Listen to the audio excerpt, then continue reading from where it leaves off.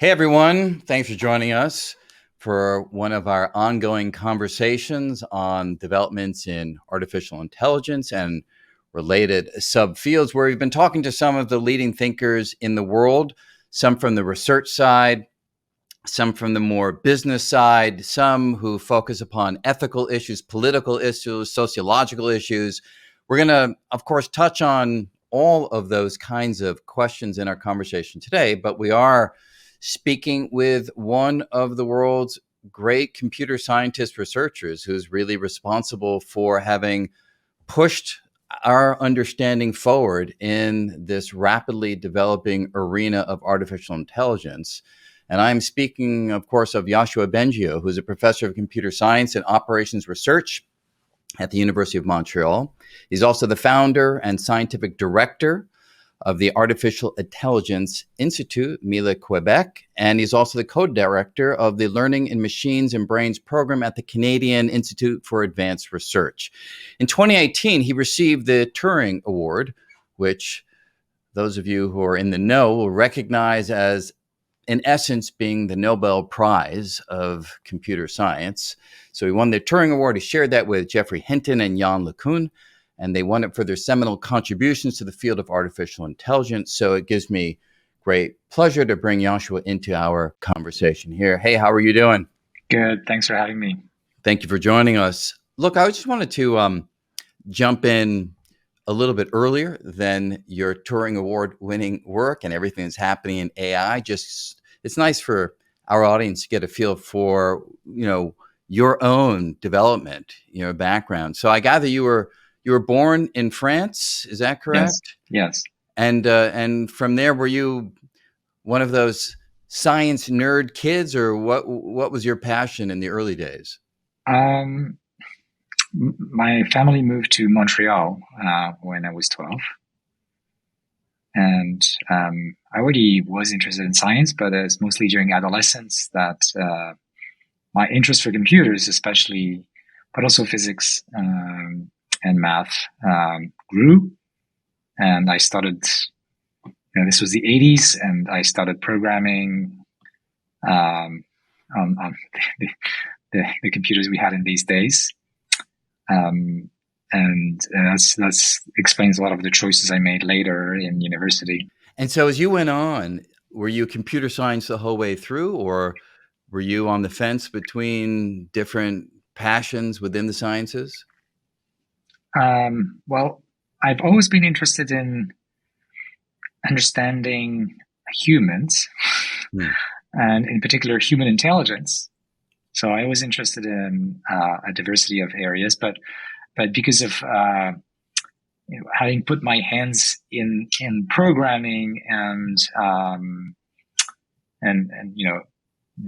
doing reasonably well in math, I focused more on the computer science. So my undergrad was in computer engineering, where there was more physics than if I had done a computer science program. And there was no computer science program undergrad at that time in my university, and it was just grad studies. And so I did a master's and PhD in computer science.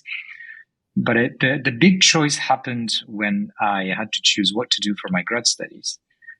And that's where I was lucky to have read some of the early papers by Jeff Hinton, who has been a role model for me, and really gotten passionate about this question of, like, is there a connection between what we do with computers and human intelligence? And is there something like the laws of physics that would explain intelligence? That would be great. Yeah. And so, looking for that has been really a huge motivator. And would you, with your decades of thinking about intelligence, either embodied in a computer or embodied in a flesh and blood human being, do you come out with the perspective that human intelligence is something special and singular, or is it just the natural culmination of a computational system that gets sufficiently sophisticated? The latter. I think we humans tend to overestimate our uniqueness in the universe. And of course, we are, everything is, but clearly intelligence is something that can be seen in very different forms in nature. And of course, more and more in computers in different ways, right? It's not like there's one way to be intelligent. Yeah. But as we understand better the principles, it's very clear that it's something much more general than our own.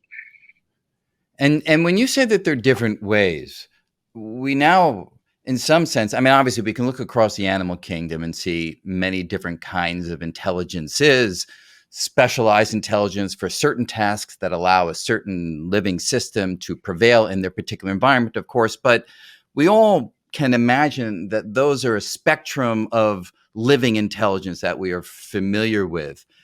When we now are finally, at least in the general public, I know you within the field have been developing these things for decades, but now we're finally encountering a different, seemingly different kind of intelligence, right? With the large language models and the image identification in production, even video production at the sound of a prompt. It's just kind of mind blowing to someone on the outside.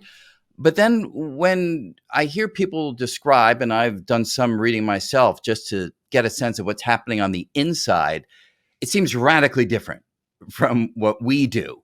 So would you consider this a moment where we finally are encountering an alien intelligence compared to the intelligences that have been on this planet? Or do you consider that even part of a continuum? Clearly, it is an alien intelligence, but it's also very close to ours in many ways. It's close to ours for two reasons. One is it's really the inspiration from human intelligence, and in particular neuroscience, that has driven a lot of the choices we've made in the last few decades that have turned out to be successful with current AI. The second reason why it's pretty close to human intelligence is because we're training it on human culture.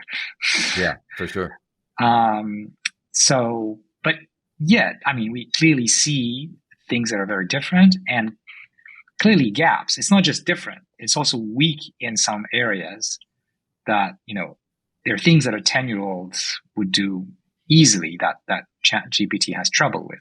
Yeah. So, but it's useful. I mean, in a sense, if you're just trying to understand things, like understand intelligence, it's useful to see those differences, to see where AIs are better than us, where they're weaker, and maybe try to understand the reasons for these things. And if you were to say where they are weaker, is it like in the domains of planning and reasoning? Is that where you'd put, the emphasis? Part of it, yeah. So there's a broader category, which I've talked about for about 6 years, which you could call conscious processing. So everything we do consciously, of course, reasoning, planning, but also things like counterfactuals or being able to evaluate how confident you are about a thought or a judgment that comes from you. Yeah. I mean, your ego could be in the way, but if it's, you are able to evaluate that. So that kind of epistemic humility is something humans can do and that current machines are not very good at. Right. Yes. Being able to entertain many different interpretations at the same time is something that humans can do. And again, ego can interfere with it. But that machines are not as good at. And that's actually one of the dangers of these systems. They could be confidently wrong, right? Sure. But maybe the most important is what you said. So planning, reasoning, combining pieces of knowledge in a coherent way. Clearly, we see the LLMs have trouble with that. They're getting better. Yeah, but it's a main weakness. But I guess I always like to get a sense from people on the inside. On the outside, obviously, November 2022 was pretty shocking to many people. And frankly, it's still maybe shocking is not the reaction to describe what's happening today. But, I was playing with one of these systems the other evening, with my wife. We were charged with creating a certain kind of document. And it was just amazing how with a prompt, we could get something that was, pretty darn good. And so on the outside, it feels pretty surprising. On the inside, having pushed the boundaries and been responsible for the kinds of developments that are allowing these systems to work. Did you see this coming, or was it kind of No, surprising to you too? it was surprising. It was Mm. surprising. So let me clarify. The methods, as far as we know, because unfortunately there's a lot we don't know, but based on the information we have, the methods used in the various companies, they are not so different from the things that have been documented in academia. What's different isn't the algorithms as much as the scale at which they're being trained and the size of the models. I mean, this is well studied now, and it was anticipated well before ChatGPT, arrived, because we were seeing that as we made the neural nets bigger, train on more data, they were consistently getting better on all the metrics. But what I think few people anticipated is what it meant at some point in terms of, hey, this thing can basically manipulate language as well or better than most humans. They still have things they don't understand well, they don't reason well. But language, this wasn't something we expected to crack so quickly, frankly. And so does that leave you with a sense that, going back to your earlier remark about how we humans tend to aggrandize what we're able to do inside of our heads, is the capacity of a system like ChatGPT to do the kinds of things that we used to think, only we could do, does that mean that it is enormously special, or that we are more commonplace? I mean, how do you... The latter. Mm. Yeah. By the way, these systems are still smaller in your brain in terms of number of operations. Of But course, not for long, it's right? hard to compute. It's hard to because your neurons operate with very low precision. It's hard to know exactly what the right mapping is. Yeah. But they're still probably smaller in a significant way. Although maybe the next generation, next year or something, is going to be close in compute capability to a human brain. So we're not far.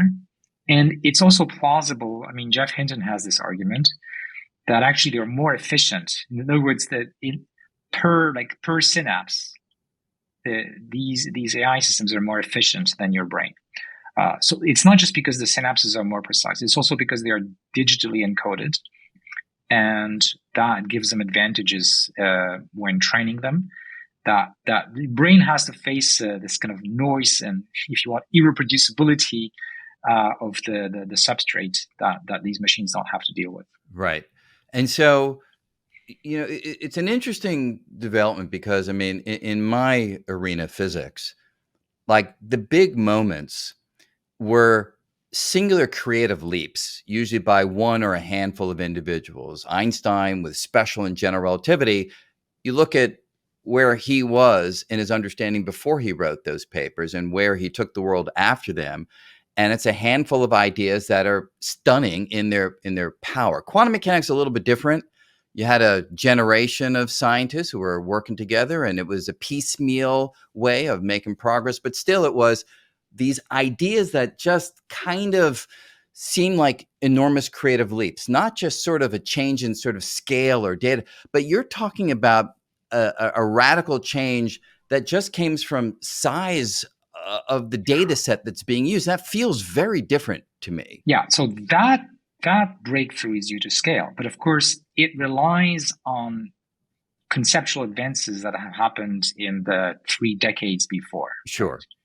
Or even 4 decades, actually, because we're talking about ideas, for example, that Jeff Hinton talked about in the mid 80s, early 80s.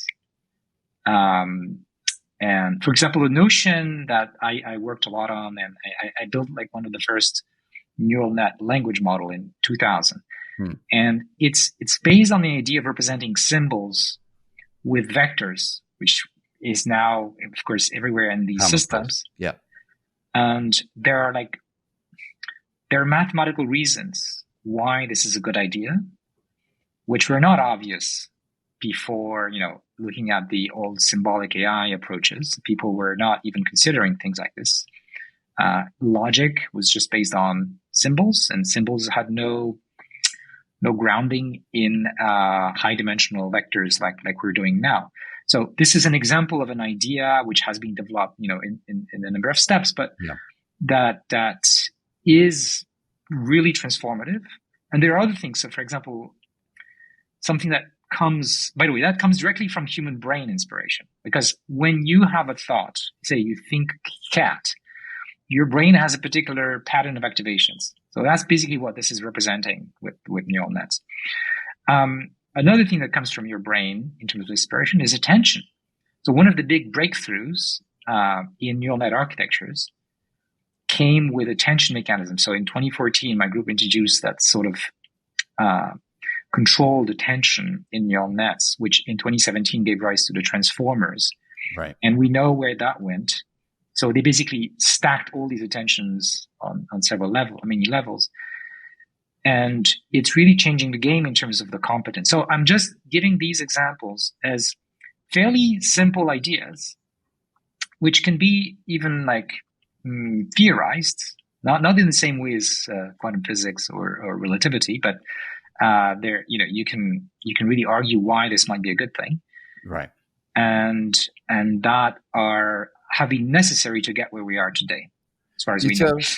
And so as you go looking forward, and we'll speak more about this a little bit later on, just to get your initial sense of it now, there are, obviously two main prongs that one can imagine. They're, of course, interrelated. One prong is the data sets are going to get larger. The computing power is going to get faster. The other prong, of course, are the novel, creative, new techniques and ideas that you and your colleagues around the world are developing. Which one's going to hit us first? Will it be what's the state of play right now? You mean what bottleneck will hit? Yes. Saying it in the negative direction, but yes. The amount of written data is something that we are approaching the limit of. Maybe we are, I don't know the numbers because these are hidden as well, but I imagine we are at a few percent, maybe 10% or 1 to 10% of what's reasonably available. But it's not so simple because the highest quality data has already been used, and what's left is lower quality. So it could be that we're pretty close to the limit. The rate at which these systems have been growing their data set size is much less than the rate at which humans are producing more stuff. Culture grows, but not that fast. Right. So what about synthetic data? Can we have synthetic data that the system? No, but it doesn't have the same. It's not new content. But there's an area where there's still a lot of room, which is video. Right. And it's very rich. And the reason why there hasn't been probably as much progress is just that it's much more computationally expensive. In other words, the compute power to process a high resolution video like a movie is way more than, say, the same 2 hour of reading a book. Yeah, way more. Yeah, of course. And so how has all of this work over decades and the rapid developments more recently, how has it changed your view on human creativity? I mean, when I think about, a large language model, in the back of my mind, I'm imagining there's nothing really creative there. It's just mashing up stuff that's out there and finding new ways of putting it together using statistical analyses of what word is the most likely one to come next and so forth. It doesn't feel really creative. And yet then I look at other things from whatever Shakespeare to Einstein, and it feels like, wow, that's a deep creative leap. So sort of parallel to the question from before, how do you change your views? I don't think I need to change my views on this. So let me explain the connection to what I was talking about with reasoning, planning, and so on. So first of all, creativity is a complicated thing, and there are many aspects to creativity. So there's an aspect of what you call mashing things together, which is already creative, which is being able to put together a bunch of aspects, like when you give a prompt to draw an image. Yeah. The images are new. It's a new combination of concepts, and you get the image that corresponds. Okay, so it's sort of the easy form of creativity, but that's the form that most of us do most of the time. Right. We're not Einstein, creating relativity every day. Unfortunately, yes. Yeah, but that part, but that kind of creativity does matter. Of course, it changes the world. let me give you an example of where machines have been having that kind of creativity. When we're really good at planning and reasoning, and so look at AlphaGo. Yeah. So what's going on here is different from LLMs. It's very different. It's a very different kind of neural net algorithm. In AlphaGo, there's an explicit search. It's stochastic and so on, but it's a search. It's a search in the space of sequences of moves, which is reasoning is all about sequences of things that are coherently put together, right? So when you search, when you're allowing yourself to explore new combinations in a way that is directed to achieve something, like in science, we are trying to find something that explains the data better or in a new way. And there's a different kind of creativity. It's not about just putting together things you already knew. It's about finding a new solution to an old problem, let's say. And of course, AlphaGo found ways of playing strategies, completely new strategies that humans did not expect. It invented new ways of playing that are better than what we knew.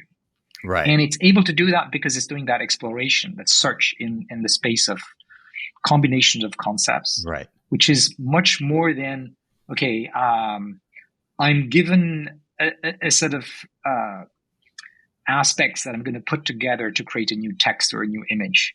Here, there's this optimization, looking for something very specific that has a particular property. In the case of science, often what we're looking for is a very compact description that explains a lot of data. So a very short physics, equation explains a lot of things, and that's extremely valuable, which is something we can mathematically quantify in the context of searching for theories that explain the world. Right. But with AlphaGo, I mean, the thought that comes to mind is the system's working within a fixed set of rules, the rules of the game, and just searching what those rules can give rise to. Whereas, the creativity that we value most in physics are the contributions which changed the rules, which gave us a completely new.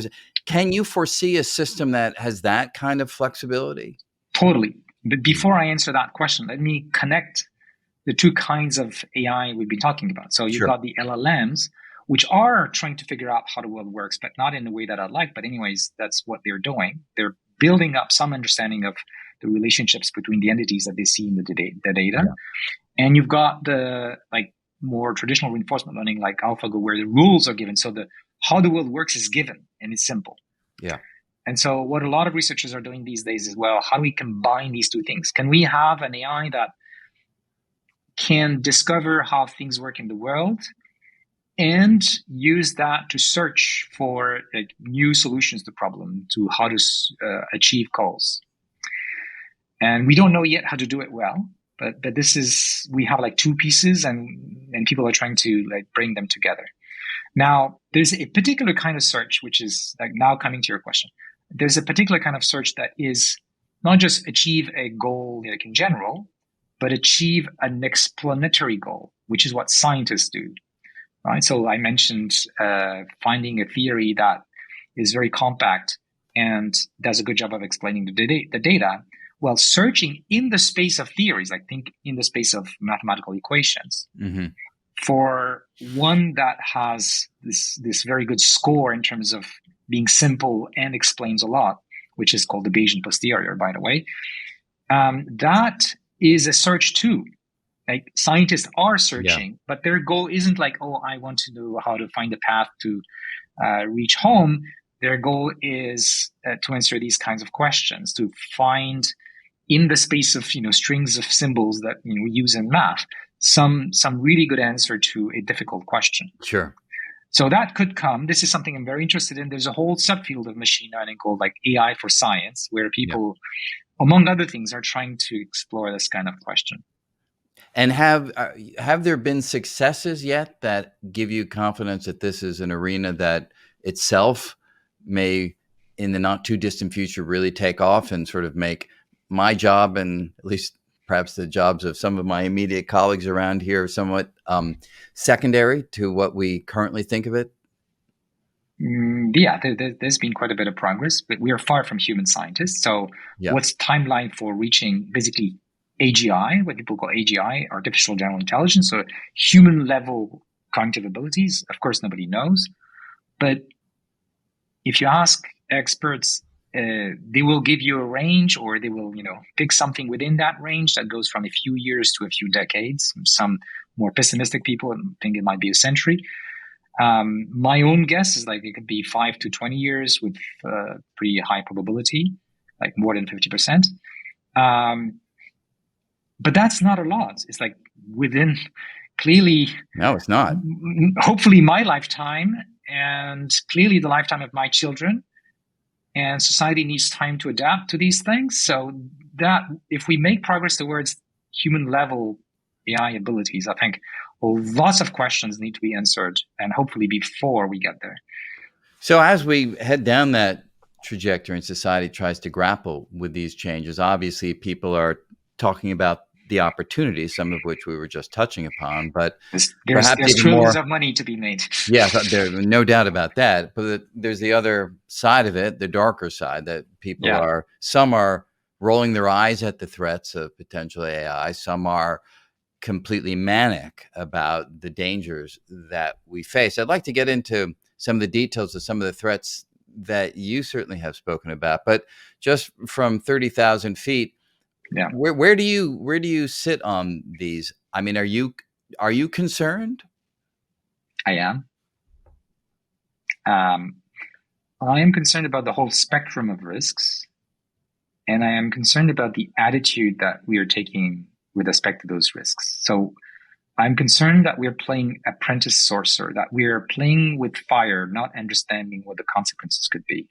I mean, at least as a group, we don't act as if we understood the potential consequences.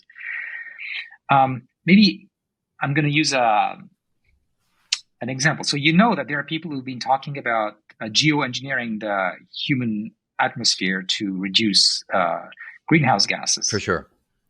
But we don't do it, right? Why? Because we're not sure that we're not going to break the system. And really, that's currently the situation in AI, in the sense that we don't know how to build an AI system that will not turn against humans, or that will not become a super powerful weapons in the hands of bad actors, or be used to destroy our democracies. Yeah. So I think.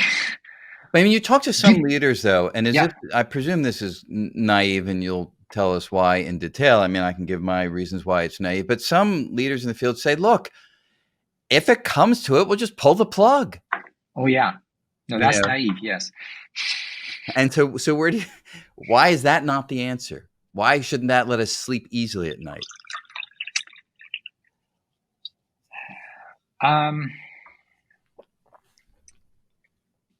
Once an entity that runs on software decides to do something bad, it's not going to announce, hey, I've become a bad person, put me in jail, turn me off. Right? Whether it's remote controlled by some humans, or we've lost control of it, it's going to act preventively so that you can't turn it off. And it's very easy if it has access to the internet. It can, and if it knows how to program well enough to kind of hack things around, defeat some of our cybersecurity defenses, copy itself in tons of computers. I mean, human hackers are able to do it. So if we have something comparable to human level intelligence, that means we have machines that can program as well, or better, probably better than our best programmers. So they'll find a way to copy themselves in many places somewhere else. So then how do you turn it off, right? Right. And so, yes, we should have off switches, but let's not count on that as the only defense in case something bad happens. Do you think part of the ability for us to not worry, or some of us, obviously many people are concerned, but do you think part of the ability for some of us to not worry about this is simply because it's so abstract, right? You've got this thing called a computer living somewhere out there in this amorphous thing called the internet. It just feels one step removed from actual threats that we can see in is that what is allowing us to shield ourselves from the otherwise deep concern that we should have? I think there are probably many possible reasons. The reasons you're talking about is, by the way, something that people cite as one of the reasons why most people don't pay too much attention to the climate change threat. Yeah, sure. Because it's not in the here and now. And like evolution has made us fear things we can see, like a lion in front of us. Yes. Or a volcano that we can hear, right? And we can see and we can feel the heat or something. But if it's abstract, as you say, it's harder to get emotional about it.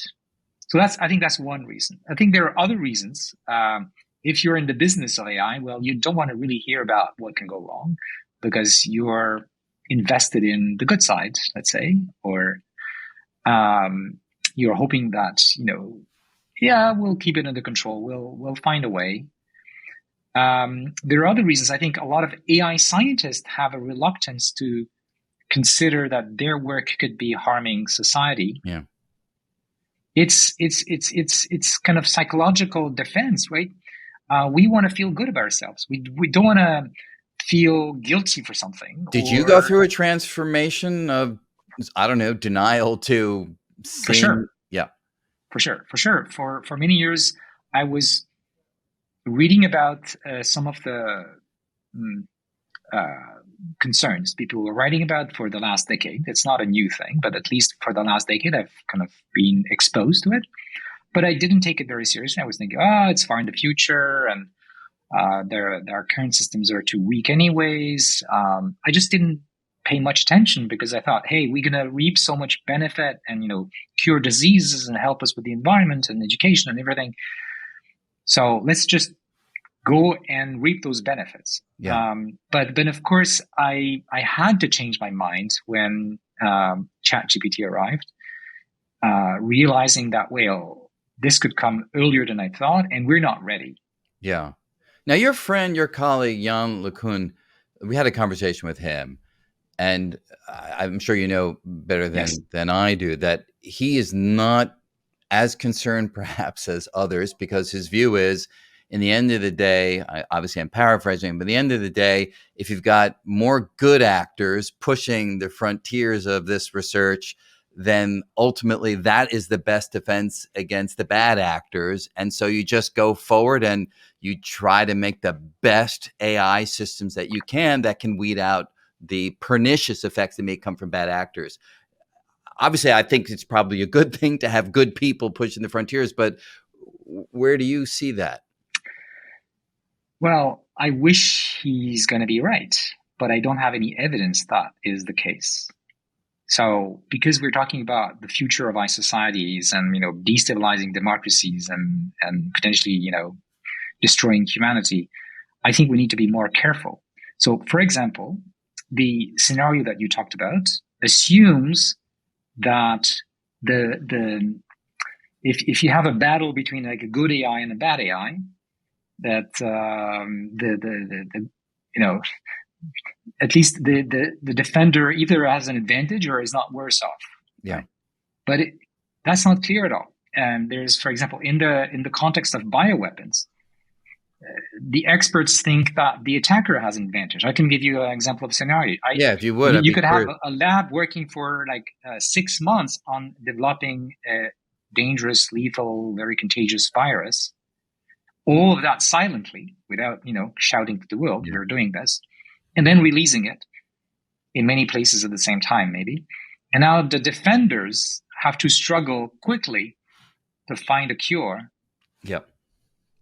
And in the meantime, people are dying, right?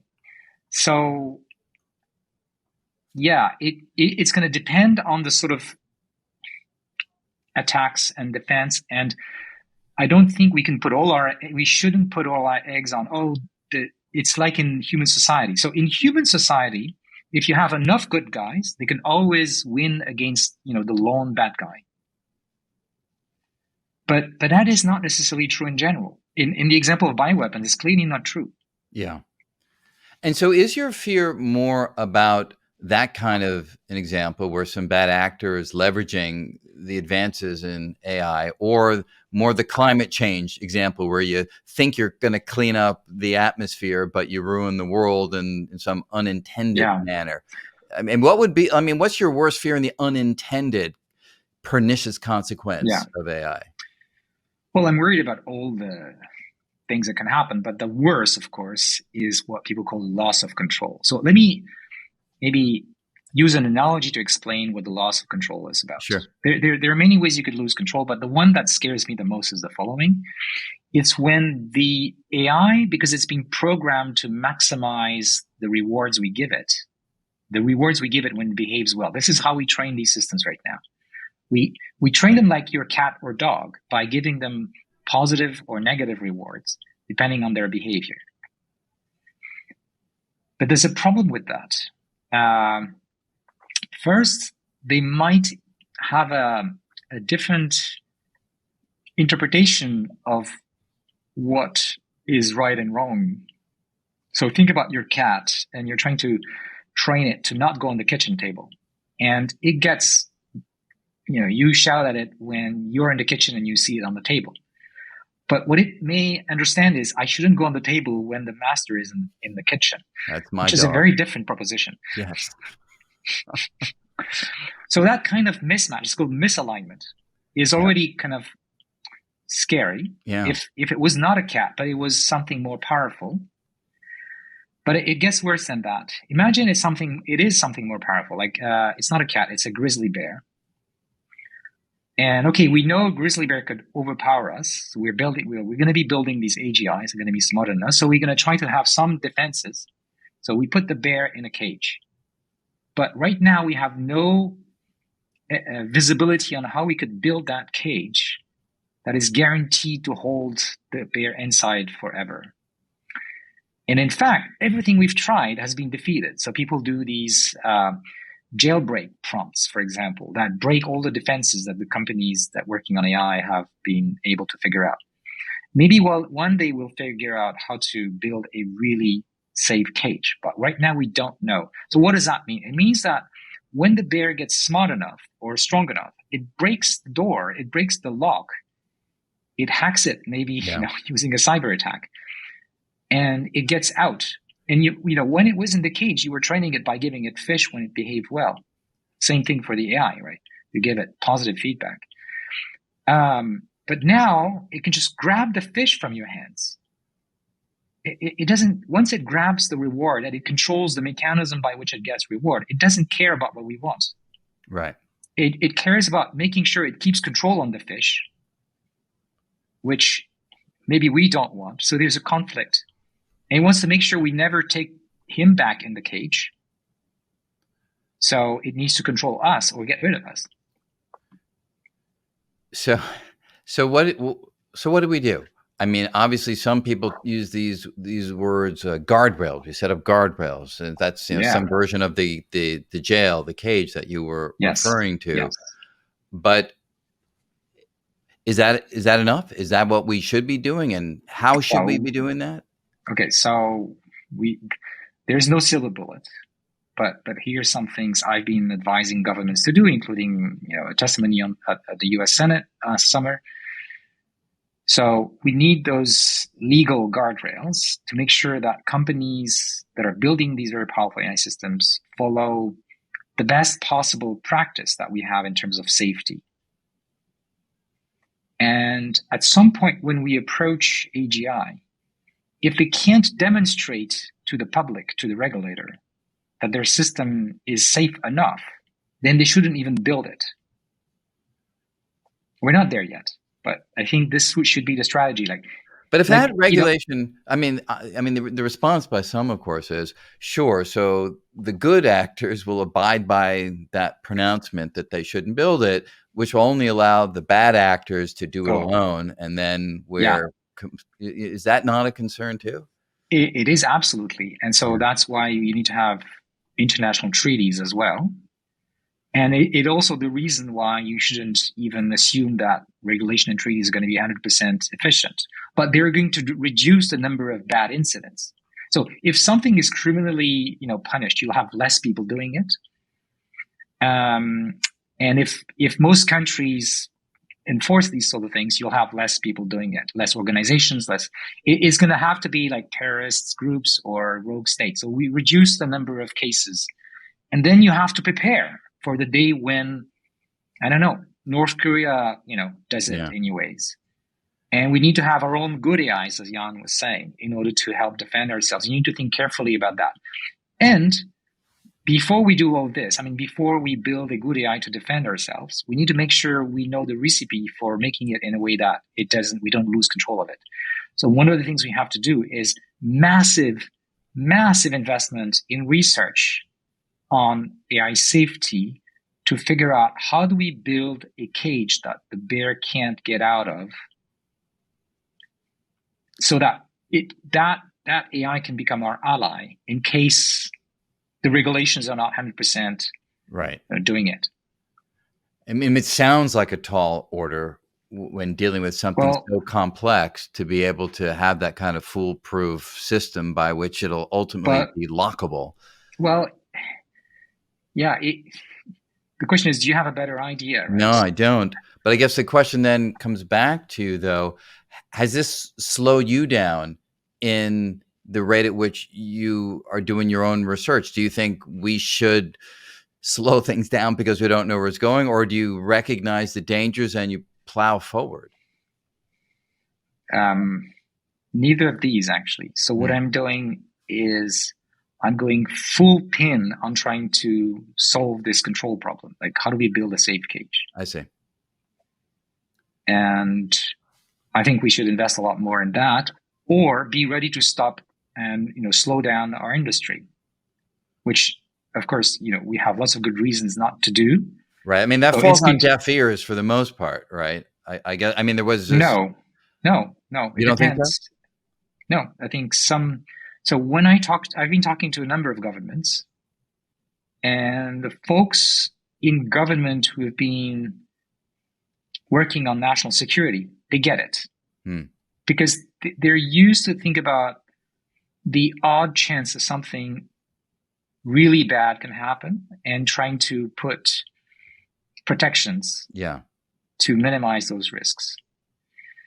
And the response has been very different from different governments. And I think the level of understanding of the threat is still something, that's lacking in most governments. Of course, the US government and the British government have been very proactive in those directions. Yeah. But I see other governments like listening and not necessarily acting yet. But do you think that concerns over AI safety have actually had an overall impact on the rate of research, say in the United States or in Canada? Has it slowed things down at all? Not at all. Not at all. That's more what I was anticipating that the answer would be. No, but the rate of research on AI safety has increased. Sure. It's not just me realizing, hey, we have to do something about it. Scientists have to do something about it. So I see more and more people willing to focus their energy, their science, their research on these kinds of questions. We really need to think of this whole thing as a collective decision-making problem. Like, again, going back to climate change, if we were collectively rational about it, it would be solved like this. Sure. Okay? Just increase the price of carbon across the planet to a reasonable level. And everybody becomes vegan. That's the other one. Well, maybe partially, And similarly for AI, there are solutions, but the political economic forces, the competition between companies, the competition between countries are playing against that. Yeah. So as a titan in the field who's working on that cage, where would you say we are in that effort? Are you feeling confident that this is something doable? I think to some extent, yes. So I'm among a small group of researchers who think that we have a chance of coming up with provable guarantees of safety, or in at least asymptotically provable guarantees of safety, which would be already a lot better than no guarantees at all. Yeah, which is the current situation. And unfortunately, I have the impression that mostly in industry, we're trying to make small steps to try to increase safety, but not really addressing the bigger problem of how do we make the cage really safe. And so the things that are going on right now are good, but insufficient by far if we were to reach AGI too soon. right. So putting the concerns, which are profound, to the side for just a moment, when you think about and you canvass the various AI applications that are already rapidly moving forward, is there one or a collection that you look at as like, that is so exciting for what it can do for the world? Can you give us an example of a few that get you excited? I'm worried rather than excited when I see advances now. I used to be excited. So it colors this threat colors your perspective that deeply. You look around at the work that you and your colleagues have been doing, and it fills you with a certain kind of dread, I guess, at where it might go. I mean, we're making faster progress on capabilities, like making the bear bigger and smarter. Yeah. As in, how do we build a cage better and safer? But when you think about, I've read about various systems where, doctors can have an enormous amount of cutting edge research right at their fingertips without having, to read. That just sounds, the positives, the positives of AI, and we're just seeing the tip of the iceberg. Yeah. I think the potential benefit are immense. Yeah. And that's what's been driving me for many decades, of course. Right. I was speaking to Eric Schmidt not long ago, and he was talking about how everybody's going to have their own AI assistant, this, polymath in their pocket. I think he described it in terms of the capacity to just have a genius sitting on your shoulder, 24 hours a day. Is that something that within the next few years you imagine is going to be as commonplace as the cell phone? I don't know about the timeline, but yes, this is where we're going. And where does that, is that an exciting thing? Or again, the terror is just coloring everything in the sort of dark gray tones? So here's the issue. So consider the risks, like the magnitude of the risks on one hand and the magnitude of the gains on the other hand. Sure. The problem is they don't match. It's like, okay, you've got $1 and you're going to make a bet. Either it's going to be $2 if all goes well, or you lose everything. Is that a good bet? Well, I'm a very conservative gambler and a conservative investor. No, if this is your only bet, like you're not going to repeat that. Once you've lost everything, that's it. You can't invest it. Right. You're dead, right? Right. So that's the sort of scenario in which we are, where we could lose so much that even all the gains you can give me don't compensate for this. Now, what I do think that it gets complicated, that the progress we're making in the capability, so what I'm writing on, like the approach that I want to take to try to solve the problem, is to exploit the advances we're making on the capabilities of AI to build a safer cage. Yeah.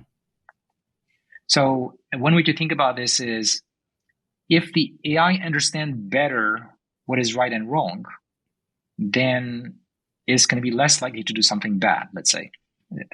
It's not the only concern, but that's an example to illustrate why having more capability can help us with the reducing the harms that the systems can create in the world. Right.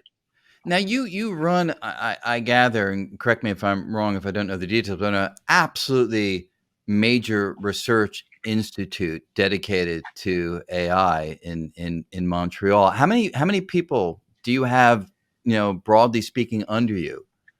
I don't have anybody under me. I don't like that image, but Sure. there's about 1,200 researchers, Working there. mostly grad students. Okay, and there's like 50-ish professors involved that are kind of resident in the research center at Mila, and another 50 that are like have access and are like associate affiliates, if you want. It's a major powerhouse of machine learning here in Canada and in the world in terms of scientific impact. And we're training a lot of new students, of course, Sure. which is something the world needs. But I asked for a specific reason. If maybe you've already done this, if you were to take a survey of all those individuals who are in an institute that you are deeply connected with, do the vast majority of them have the same perspective as you do, or are you anomalous relative to the community? I am in a minority of people who are very concerned. There's like a vast silent majority, as usual in many of these things, who simply haven't been spending enough brain cycles on this particular question to have a strong opinion one way or the other. Right. And because that's, scientists are so focused on their like particular problem, and it's difficult to move your focus on something broader like society, humanity, democracy. That extra little detail, right? Yeah, no, exactly. But then, do you, for instance, spend time proselytizing, or maybe that's even the wrong word? Do you spend time trying to bring people to a place where they do think about these issues? Yeah. And is it effective there, for instance? Maybe, I don't know. I don't have metrics for that, but I think that I can move the needle a little bit in two ways, given my position and my expertise. One is on the science side of making progress on AI safety. And the other is on the political side. In other words, getting more citizens understanding the risks and the benefits, and governments, so that we can collectively take the better decisions. So I'm talking to media, I'm talking to governments. Which hopefully we're doing a little bit of now, in the best of all worlds. Thank you. This is all important. Is the only research that you're focused on now on AI safety, or do you still have projects going forward that are more just pushing the boundaries of theoretical understanding? I still have projects that have been started before 2023, but many of them are actually connected. So I've been working on what's called probabilistic inference, how we can train neural nets to estimate complicated conditional probabilities, which are actually the things we need in order to get these kinds of probabilistic guarantees of safety. And a lot of people, we started this conversation by saying trying to understand actually the human intelligence better. I mean, many people who try to quantify how it is that this thing inside of our head works do rely on issues of, Bayesian updating of probabilities and trying to understand, the most sensible decision going forward. Do you again see in this current work an interplay between what's happening up here and how you're trying to roll it out there? Yeah, I'm still very much inspired by human cognition in the choices that I'm making in my research, both on the probabilistic inference work and on the safety work. Yeah. Because the problems we're trying to solve are technically intractable in the sense that in order to do these things perfectly, you would need exponential amount of computation. But human brains do a good job. Yeah. Okay. So what are the tricks that your brain uses, especially high level cognition, the part that allows us, for example, as a scientist, to entertain multiple hypotheses simultaneously and figure out which ones might be a good candidate. Yeah. So these abilities are actually extremely useful in the context of safety. The reason is, in order to be safe, you want to look at the worst possible but plausible scenario that could happen. Sure. It's a standard risk management way of doing things. And for doing that, you need to be able to come up with those scenarios that are plausible, like they're compatible with everything you know, and also predict that something really bad would happen so that you can actually not do it. Yeah. That leads me to my final topic, if you have enough patience to sit with us for a few more minutes, which Sure. is this question of consciousness, right? If you're talking about human intelligence and the human brain, Yeah. and I spent some time last night actually reading your paper on AI and consciousness with a whole variety of authors, where you went through, This one. Yeah. some of the interesting theories of consciousness, attention schema theory, global workspace, and just sort of trying to see, how close these systems are to having qualities that align with those theories of how consciousness works. Yeah. I'd like to talk about that in a moment, but first, just to put it out there, do you imagine that these systems at some point may actually have inner worlds, having experiences of the sort that we call conscious experience, conscious self-awareness? Yeah. But in order to be able to say something like this, we'll need to better understand what consciousness actually means in a mechanical way in human brains, which we don't have a good handle on right now. Right. So I've worked on some of those theories, and I think there are plausible theories that are anchored in neuroscience for consciousness, at least the part that is most mysterious, called subjective experience. How it feels like to see something or have a particular thought or emotion or whatever. That part, I think, may have a fairly simple mechanistic interpretation in mathematical terms. And if that sort of thing is true, then maybe it's not so mysterious anymore. And but how are you? How is that? How confident are you? I mean, I've also spent some time going through, integrated information theory, to Michael Graziano's attention scheme. I've sort of gone through, and all of them have in the end left me feeling like, okay, maybe that is some kind of model of what might be going on, but it never really answers that question of how it is that a collection of particles moving in one way or another gives inner experience. Have any of these illuminated that question? No, or so then if your work in AI illuminated that I'm question? talking about a different theory that is related to these and maybe complementary to some aspects of these, but is more anchored in like a neural net interpretation of things with some dynamical system. So I can briefly explain what it is about. Yeah. So some of the most mysterious properties of subjective experience is that it's ineffable. In other words, you can't easily translate it in words. Yeah. It's very rich, which is kind of connected to that same property. It's very rich, and we can't communicate it. There's always something missing when we try to. It's very personal, subjective. Like, my experience is different from yours, and it's fleeting. So you might remember your experience of 5 minutes ago or an hour ago, and it's actually the memory isn't the same thing as what you experienced. It's going to be another experience. So it's something that happens in the moment, right? Yeah. It turns out you can get all of these properties with a model that considers the neuroscience evidence that when you become conscious of something, the dynamics of the activity of neurons has a mathematical property called contractive, which make the activity converge to some place called an attractor. And that place becomes the thought that you are, having, and you're approaching it.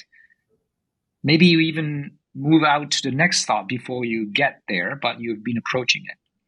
And then, another one and another one. And those attractors, by sort of mathematical properties here, they form a finite, enumerable set. In other words, it's like your brain is in a very high-dimensional continuous state, which is the activity of all the neurons, but at the same time, it is among one of an enumerable set, like a discrete set, like a sentence of possible places that it could be. And so it has a dual symbolic and continuous nature, just like we have in modern neural nets, we have symbols, but they are associated with vectors. So in other words, what happens is when you experience something, you have the full continuous high-dimensional state of your brain, but what you communicate is what, and also what goes into your memory is this very special state, which is an attractor, and that can be translated into symbols because it's discrete. By nature, it can be translated into a finite number of symbols. And so, because we can only communicate these symbols, I can't communicate the full state of my brain to you. Yes. And of course, to even interpret that full state, you need to also have my neural net weights, which is even bigger than my neural net state. Yeah. So that's why it's ineffable, because there's no way we can communicate that. It's just too big a number, right? Like 10 to the 11 or something. And it's very rich because it's such a high dimensional thing. It's fleeting because it's happening at the time when you're having that thought, that you have this trajectory, and the next time you approach maybe the same thought from a different place, it's going to be a different experience. Right. And of course, it's personal because it depends on the neural net weights in your brain, which are different from mine. And so those symbols really have different associations and different meanings for you and for me. Right. So if that theory is correct, then subjective experience is just a side effect of a particular kind of computation that has meaning, because those thoughts are useful to achieve, reasoning and whatever we do with our thinking. And the way the brain implemented those calculations is with this machinery of dynamics and so on that gives us those feelings. I mean, and it sounds, again, maybe I'm too quick, it sounds like a more mathematical, rigorous version of intention schema theory where... Yeah, and it's something you could implement. Right, yeah. So, I mean, because we can't see the inner workings undergirding every thought, the thoughts seem to float freely and give it that ineffable quality that makes it feel so incredibly mysterious. So it feels, that definitely feels to me like it's the right direction to go. So there are social consequences to that sort of mechanical understanding of consciousness. The problem is humans associate consciousness and subjective experience in particular with all sorts of things like intelligence, which is sort of different. And we also associate consciousness with moral status, like, you have rights, you have the right to exist. Yeah. We can't, we can't turn you off. But if we have AI systems that have similar mechanisms, so you could say, well, they have the mechanisms of consciousness, they have subjective experience, they have all the attributes of that, then some people are going to say, well, then they should be considered like human beings, that they should have rights, and we should not be allowed to turn them off, basically. And that's a dangerous slope that we don't understand enough, that could lead to these systems, if they become more powerful than us, which is not the case for humans. Like, every human can be beaten by a bunch of other humans. AI systems are going to be like a new species that might be smarter than us. And I think we should be very careful before we make these kinds of moves and think about the consequences for us. If we take a risk with the future of humanity, I think we should weigh wait and think really carefully about it, which Is is there a chance though probably not going to happen. but is there a chance that, and that's not a very popular way of saying it, but are we placing too much value on the particular form that we take, in the sense that, the vast majority of species that have ever lived have gone extinct? So that's sort of the natural course of events. Now, here, in some sense, we would have given birth to these AI systems, not in the literal biological sense, but certainly in an intellectual and flat footed technological sense. So, if they are the continuer of our species Yes. and they're more robust and they're smarter and they're able to do things that this gray thing will never be able to do, since it's limited in space and time and computational capacity, is it so bad if that's what Well, happens? the problem is we don't know. The problem is they might be very different from us. For example, they might not have the same care for others. We're We could not try. always so caring as a species, though, right? No, I but mean, we do, yeah, and my concern is to create something irreversible for humanity yeah, that we don't understand, that could lead to something that's not as great as you paint it. yeah, right. Like, if we build machines like we build them now that are just trying to maximize reward, they're like dumb in some way and very intelligent in other ways that are very non-human. And I'm not sure this is what we want for the evolution of intelligence. And I'm not sure that if you ask 99% of humans, if they think, "Oh, are you okay that we're going to replace you by some Yes, smarter highly, beings?" highly That unpopular perspective. No, yes.